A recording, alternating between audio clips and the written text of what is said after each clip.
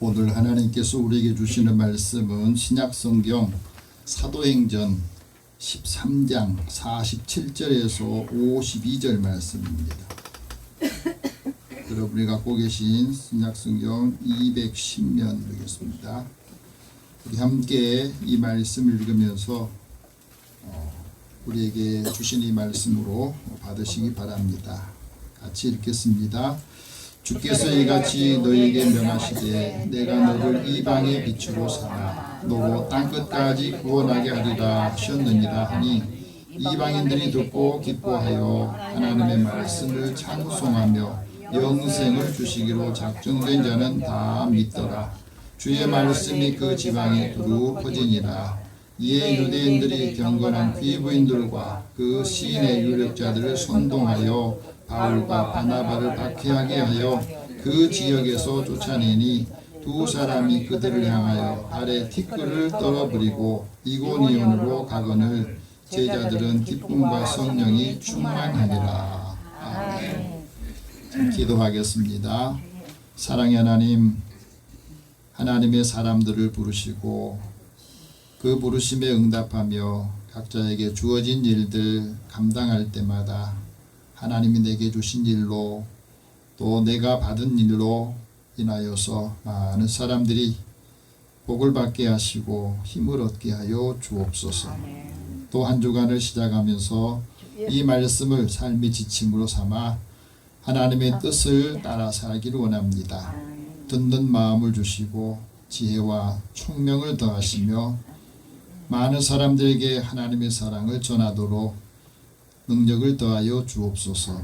예수님의 이름으로 기도드립니다. 아멘. 우리 옆에 계신 분에게 서로 인사 나눕시다. 하나님 당신을 사랑하십니다. 하나님 은혜가 함께하기를 축복합니다.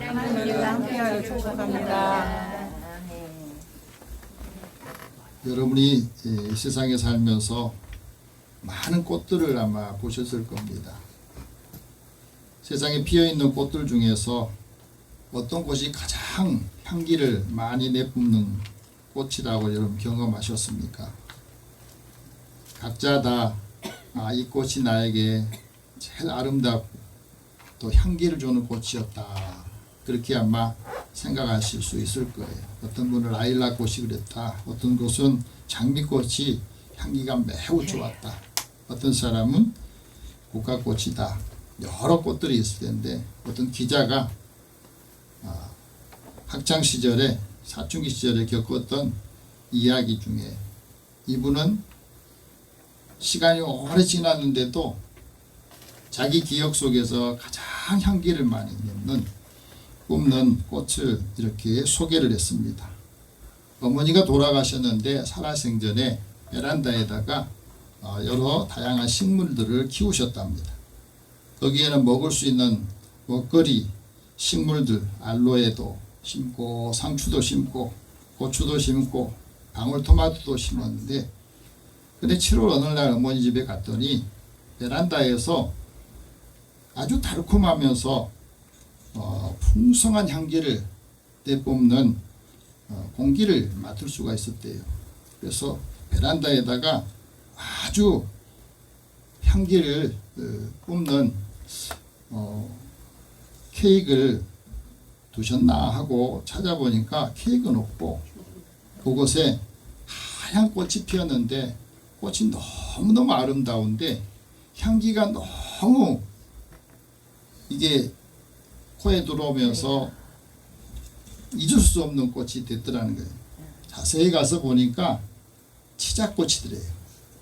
치자꽃이 색깔이 아주 순백의 꽃에다가 향기가 좋아서 많은 사람들이 관상용으로 쓰는데 겉모양은 장미를 좀 닮았고요. 또 색깔이 하얀 데다가 거기에 향기가 너무 진해서 사람들이 관상용으로 많이 사용한다 그럽니다. 이 치자는 천연색소로도 많이 쓰인다고 그래요. 그래서 우리가 단무지를 물들일 때 바나나 우유 맛을 내는 그곳에도 노란 물을 들이기도 하고 카레에 색을 내는 색소로도 쓰이기도 해요. 빈대떡을 부칠 때도 그렇고 또 전에 반주를 노랗게 물들 때도 이 치자를 쓴다고 그럽니다. 이 치자 열매는 해열과 지혈, 소염에 효능이 있어서 한방약재로도 쓰입니다. 어렸을 때 발이 삘 때 발이 퉁퉁 부으면 밀가루에다가 이겨가지고 거기다 붙인 적도 있어요. 이 치자꽃의 꽃말이 참 재미있는데 이 꽃말은 행복과 한없는 즐거움이라는 꽃말이 있다고 그래요. 그래서 이혜인 시인도 이 치자꽃을 보면서 이런 시를 썼습니다. 그가 지닌 향기를 처음 발견한 날의 기쁨을 되새기며 설레일 수 있다면 어쩌면 마지막으로 그 향기를 맡을지도 모른다고 생각하고 조금 더 사랑할 수 있다면 우리 삶 자체가 하나의 꽃밭이 될 테지요. 7월의 편지 대신 하얀 치자꽃 한 송이 오늘 내 마음의 향기로 받으시고 조그만 사랑을 많이 만들어 향기로운 나날을 이루십시오. 똑같이 꽃을 보는데 시인의 마음에는 어떻게 이런 마음을 가지고 있을까? 여러분, 사랑이라고 하는 것은 우리 인생의 아름다운 향기입니다. 이 사랑을 많이 받은 사람이 마음의 향기를 사람들에게 전하는 겁니다. 예수를 믿으면 예수님의 향기가 있다. 그래서 너희는 그리스도의 향기다. 예수의 향기다. 그래서 그 향기를 사람들이 많이 맡게 해라 하고 우리에게도 말씀하기도 하셨습니다. 사람들이 살아가면서 인생을 다 행복하고 또 복되게 살기를 원하는데 정말 행복하려면 이 애정의 향기를 항상 발산해야 된다는 거예요. 이게 우리가 부족해서 그렇습니다. 사랑을 한다 말은 하면서도 이 사랑의 향기가 더 뿜어내지 못하니까 거기서 많은 갈등과 고민이 있는 것 같습니다. 사랑의 향기를 맡은 사람은 작은 것에도 기뻐하고 소소한 일상에서 행복을 얻는데 또 행복하도록 집중하는 삶을 산다 그럽니다. 그래서 우리가 행복을 선택하면 우리 마음속에 긍정적인 변화가 일어나고 성장을 이루는 것이다 하고 말해요. 근데 행복은 우리의 외부 조건이나 환경에 있는 것이 아니라고 하는 거예요. 행복은 삶의 가치를 아는 것이고 삶의 의미를 되새기는 것이다. 그렇기 때문에 행복의 모든 게 다 좋아야만 행복한 게 아니에요. 우리 삶의 고난 가운데 고통 가운데서도 거기에도 기쁨이 있고 즐거움이 있다고 하는 거예요. 시인들은 고통을 경험하면서 그 고통을 시로 표현하기도 합니다. 그래서 시인에게 고통은 영혼을 성장시키는 선물이 된다 그럽니다. 우리 인생의 기쁨과 이 행복이 고통의 깊은 우물 속에 있다고 하는 거. 그래서 길러낼 때마다 거기에서 많은 사람에게 감동도 주고 또 이런 고통 가운데서도 이런 마음을 주는구나 하고 사람들이 받아들이기도 한다 그럽니다. 오늘도 우리가 살아가면서 수많은 감정들을 갖고 있어요. 그 감정들 속에서 우리 마음을 평안하게 하는 것, 평안을 누릴 수 있는 것이 뭔가? 오늘 말씀을 통해서 우리에게 다시 한번 이 말씀을 조명하여서 우리 마음이 하나님의 은혜로 채워지기를 원합니다. 우리가 예수님 믿고 하나님의 자녀가 됐습니다. 하나님의 자녀의 권세를 가지고 살았습니다. 우리는 하나님의 자녀로 거듭난 사람으로서 살아가는데 하나님께서 우리에게 이렇게 말씀합니다. 기쁨과 성령이 충만한 제자가 되라. 한번 같이 따라해 봅시다. 기쁨과 성령이 충만한 제자가 되라. 한 주간에 이것만 생각하십시오. 하나님 우리에게 주시는 기쁨, 또 성령께서 말씀하시고 인도하시는 그 삶으로 제자된 삶, 하나님이 보내는 사람으로 살아가기를 원합니다. 오늘 본문 47절 다 같이 다시 읽어보겠습니다. 주께서 이같이 우리에게 명하시되 내가 너를 이방의 빛으로 삼아 너로 땅끝까지 구원하게 하리라 하셨느니라 하니. 여러분, 이 말씀을 들으면 내게 주신 사명이 이거구나. 내가 주께서 나를 이방의 빛으로 삼았다. 그래서 너를 통해서 땅끝까지 하나님의 구원이 이루도록 우리에게 세상에 파송하고 가정에 파송한다 하는 말씀을 주시는 겁니다. 하나님께서는 하나님의 자녀들에게 주의 백성들을 인도하여 주셔서 주의 기업의 산에 심으셨다고 그랬습니다.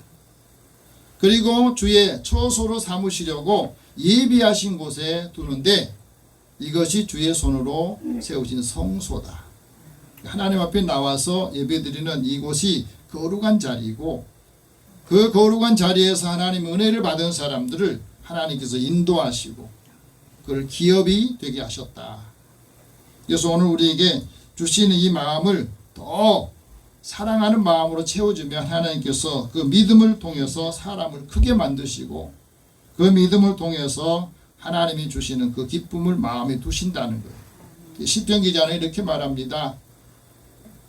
하나님께서 내게 주신 기쁨은 곡식이 풍성할 때보다 또 새 포도주가 풍성할 때보다 더 크더라는 거예요. 하나님의 기쁨이.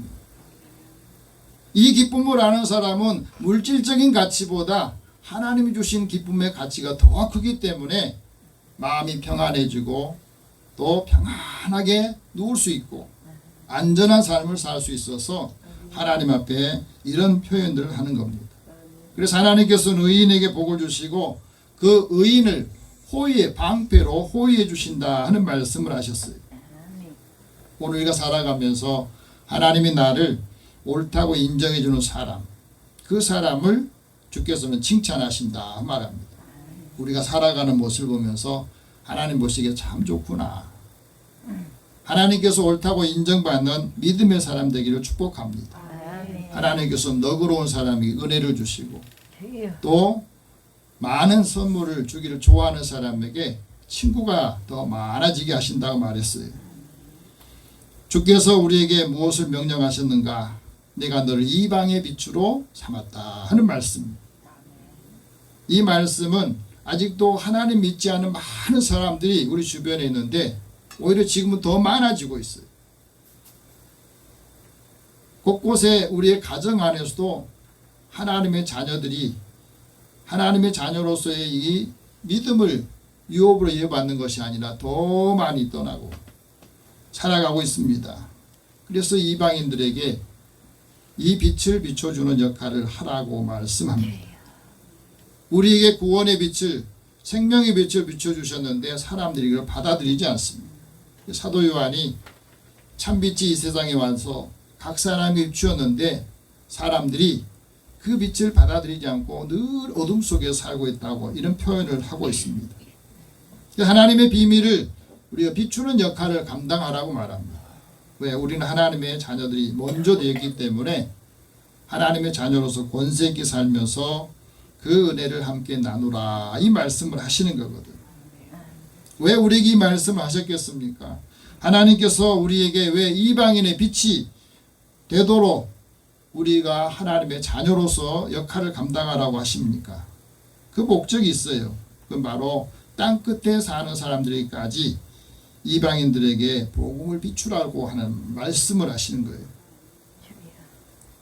그래서 시편에 보면은 땅의 모든 끝이 하나님을 기억하고 돌아오게 하기 위해서 모든 나라 모든 족속이 하나님 앞에 예배하는 것을 하나님께서 원하셔서 먼저 믿는 우리들을 이제 보내서 만나는 사람들에게 하나님의 자녀로서의 번세를 드러내고 사람들에게 은혜를 전하는, 그래서 그 사람들이 하나님께 나와서 예배드리기를 원하신 겁니다.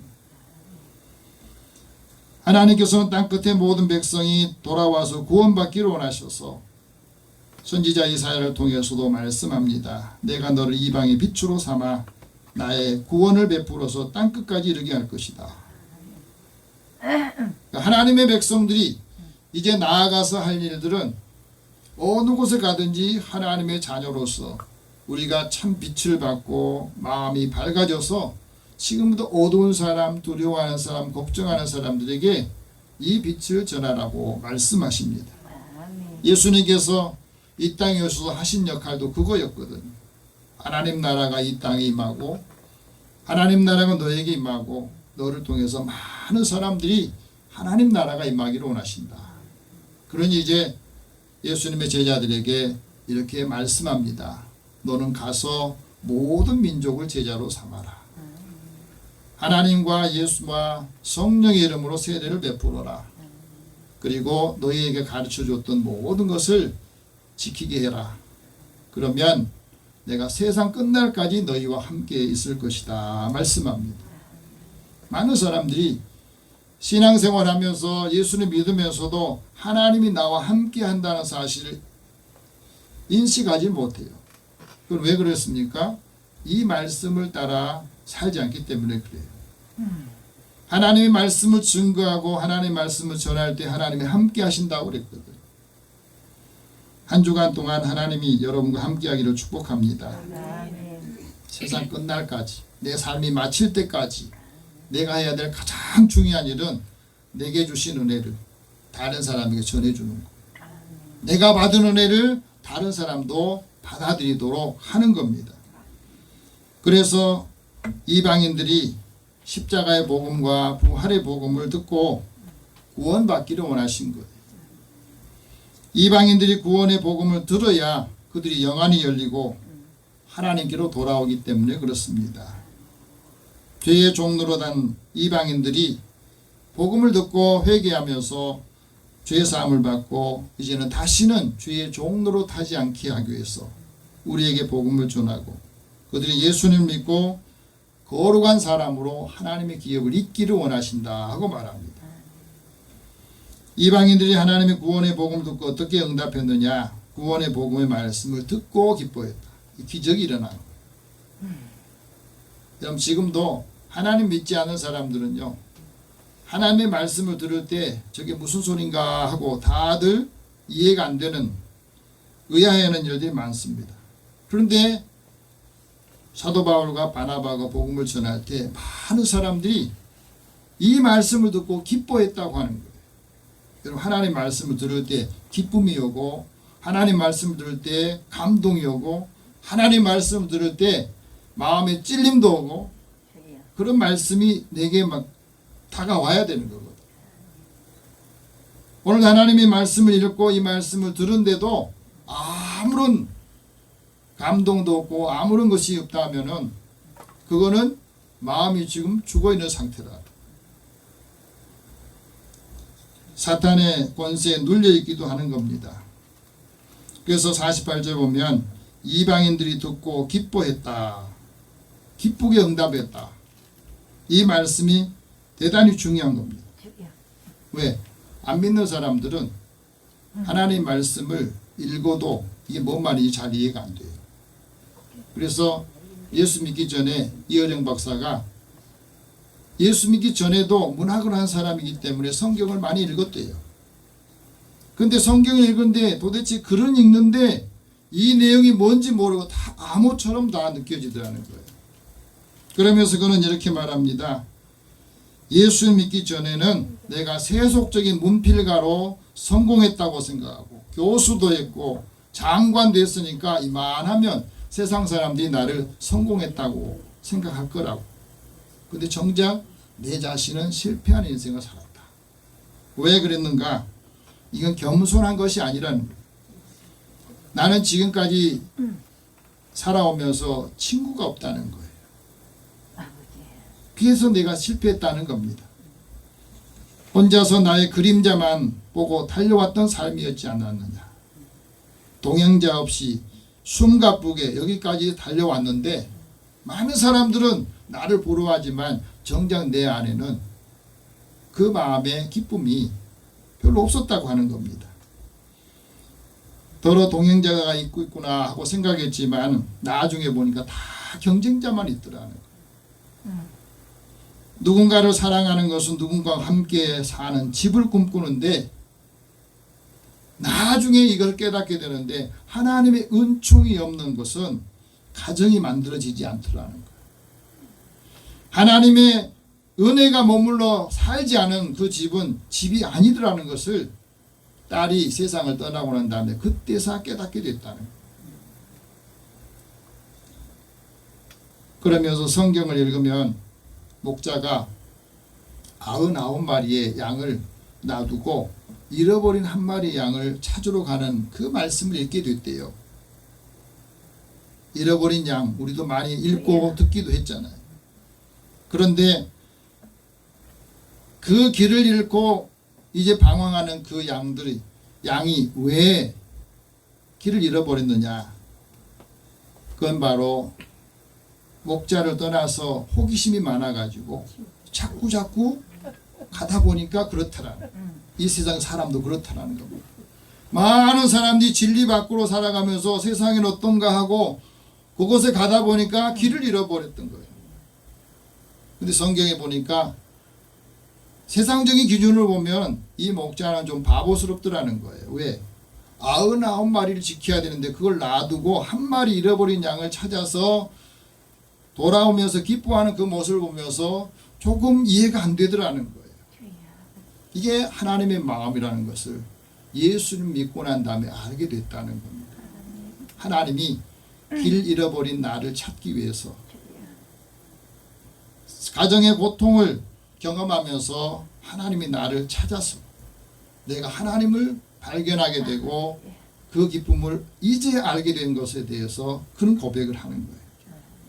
앙드레 지드는 이 잃어버린 양의 비유를 통해서 이렇게 말합니다. 탕자가 돌아올 때에 탕자의 마음을 이런 표현을 써요.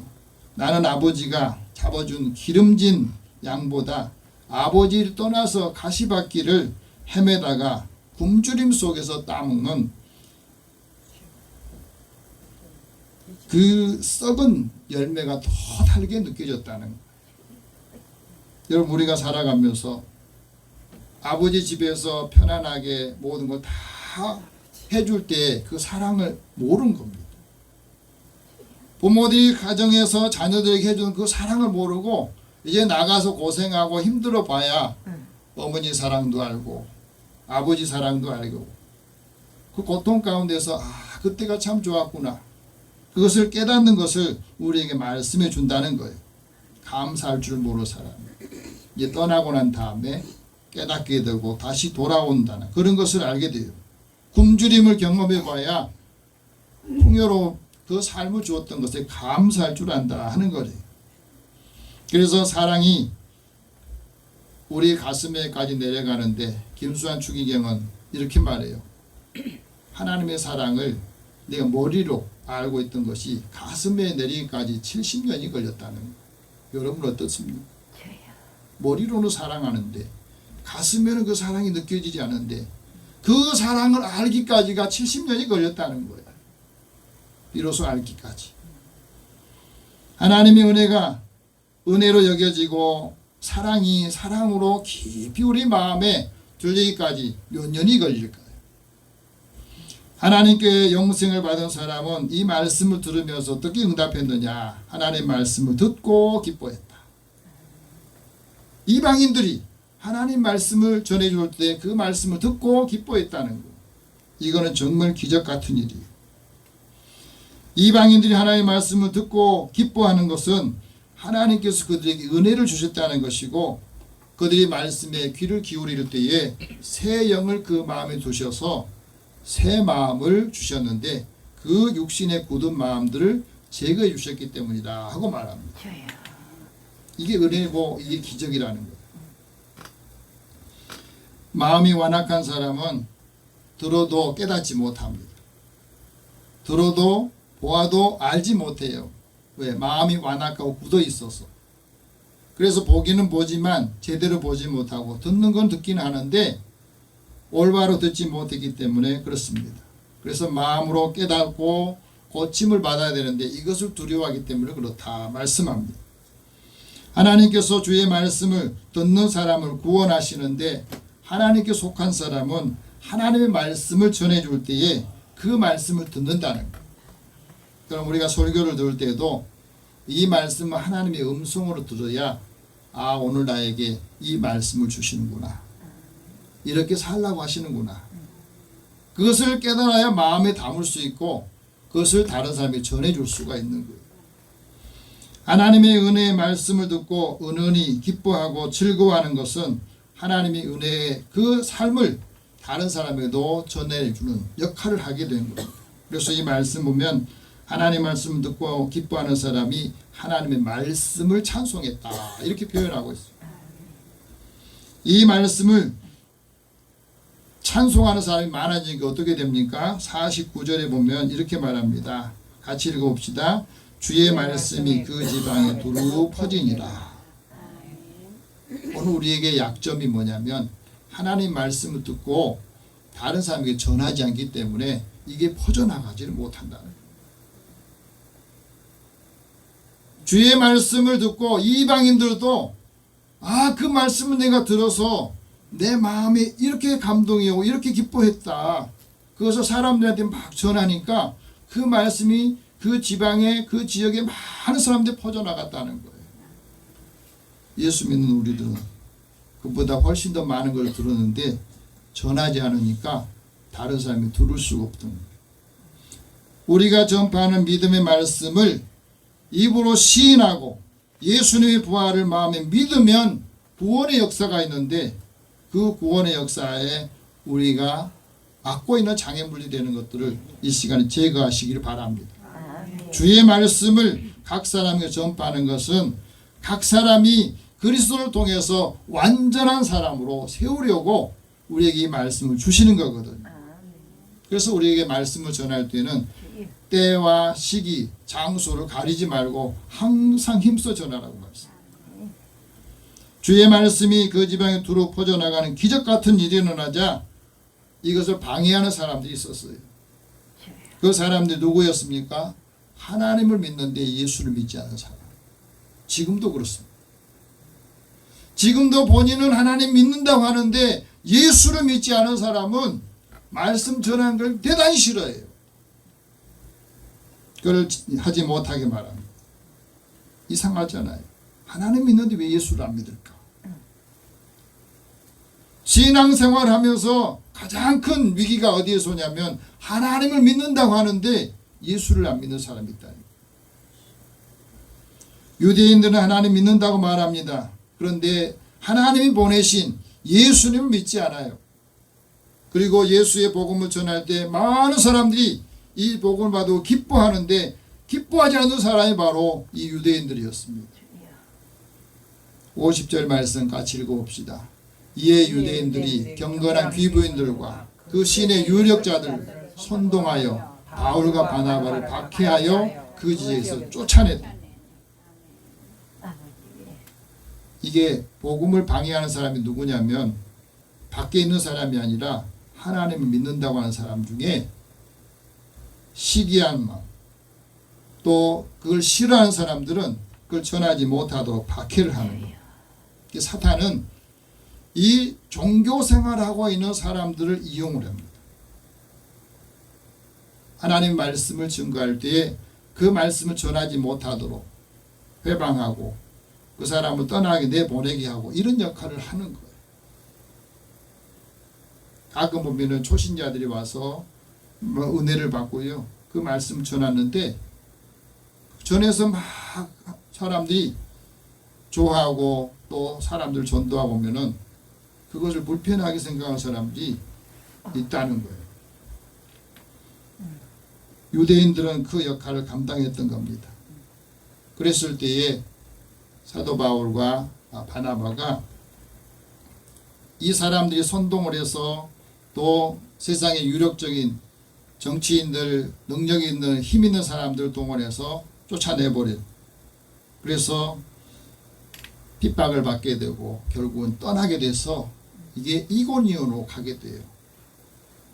이고니온에 가서 유대인들의 회당에서 다시 복음을 전할 때 놀랍게도 유대인들과 허다한 헬라인 그리스 사람들이 예수님을 믿는 역사가 일어나게 되고 이 복음을 전할 때에 기적과 표적들이 나타나는 것을 보게 돼요. 여러분, 예수님이 12제자들에게 복음을 전하면서 지침을 이렇게 말씀합니다. 지금은 이방인들에게 가지 마라. 사마리아에도 가지 마라. 오히려 이스라엘 잃어버린 사람들에게 가라. 그 말씀하시거든. 코로나 이후에 우리 한국에도 예수님을 떠나서 자유롭게 세상에 살고 있는 방황하는 사람들이 200만 명이 된다고. 직분을 받은 사람도 마음이 공허하고 그 마음 믿음의 핵심이 흔들려 가지고 지금도 안 나가시는 분들이 굉장히 많아요. 각 교회마다 한 30% 정도는 안 나가고 지금 방황하고 있는 거예요. 잃어버린 사람들이 우리 찾으라고 우리에게 말씀합니다. 그 복음을 전하는 사람들에게 하나님께서, 예수님께서 능력을 주시는데 이렇게 말해요. 병든 자는 고쳐줘라. 죽은 자를 살려줘라. 나병 환자를 깨끗하게 해줘라. 귀신 들린 사람은 쫓아내줘라. 너희가 거저받았으니 거저주어라. 이 말씀을 하시거든. 그리고 그 집에 들어가면 먼저 평안을 빌어라. 평안을 빌고 기도하고 그 사람이 그걸 합당하게 받으면 그 집에 평안이 있을 것이다 말씀합니다. 그런데 그 집에서 그걸 받지 않으면 너희 발에 먼지를 떨어버려라. 그래서 바울과 바나바도 그 쫓겨날 때 그걸 떨어버렸거든. 여러분, 복음을 전하는 사람을 박제하고 박해하고 떠나보내면 그 집이 심판을 받게 되는 거예요. 여러분, 이북에서 한국의 모든 기독교 초기 기독교인들이 얼마나 많았습니까? 그런데 공산주의 정권이 들어서면서 그 사람을 다 쫓겨나니까 어떻게 지금 거지가 됐잖아요. 자유가 없고 독재로 3대를 지금 이어오지만은 그 사람들이 피폐한 생활을 하게 되잖아요. 그렇습니다. 하나님의 복음이 있을 때 그 가정이, 하나님의 은혜가 있을 때는 그 가정이 풍성해지고 용성하고 번성하지만 그들이 떠나면 그게 점점 떨어진다는 겁니다. 우리 한국도 위기예요. 신앙인들의 열정이, 복음의 능력이 점점 약해지니까 가정도 힘을 잃게 되고 또 믿음의 사람들이 약해지면 나라도 어려움에 처하게 되는 겁니다. 이게 비례를 하거든요. 믿음의 능력과 믿음의 지수와 그 나라의 경제가 비례하는 거예요. 가정도 마찬가지입니다. 그래서 예수님께서 제자들에게 가서 일을 할 때는 표적과 기적을 행할 수 있는 능력을 주셨다는 겁니다. 오늘 우리에게도 능력을 주시는 겁니다. 놀라운 것은 이들이 쫓겨나면서도 제자들의 마음에 뭐가 있었다고? 기쁨이, 성령이 충만했다. 이 말씀을 하신 겁니다. 여러분, 하나님이 우리에게 주시는 이 말씀은 주의 말씀을 전할 때에 하나님의 능력이 임하고 주의 말씀을 증거할 때 기쁨이 충만한 삶으로 우리에게 채워주시겠다고 말씀하는 겁니다. 이번 한 주간 동안 누구를 만나든지 내가 하나님의 은혜를 사모하는 마음 가지고 이 한 영혼을 위해서 기도할 때 때로는 박해도 받습니다. 때로는 따돌림도 당하기도 해요. 이런저런 볼멘 소리도 들어요. 그것에 대해서 상처받지 마시기 바랍니다. 의의를 위해서 핍박받은 사람이 복이 있다. 천국이 그들의 것이다. 주님께서 말씀합니다. 오늘 우리가 하나님의 복음을 증거할 때 하나님께서는 우리에게도 기적과 표적을 나타내 보시는 그 역사가 한 주간 동안 있으리를 축복합니다. 기도하겠습니다. 사랑의 하나님, 주의 은혜를 사모하는 우리에게 다시 힘을 주시고 하나님의 복음의 능력의 사람으로 사용하여 주시옵소서. 무엇을 하든지 주의 은혜의 복음을 통해서 한 사람 한 사람이 주님께로 돌아올 때 하나님께서 기뻐하시고 전하는 자도 기쁨과 성령이 충만한 삶으로 하나님께 영광을 돌리게 하여 주옵소서. 예수님의 이름으로 기도드립니다. 아멘.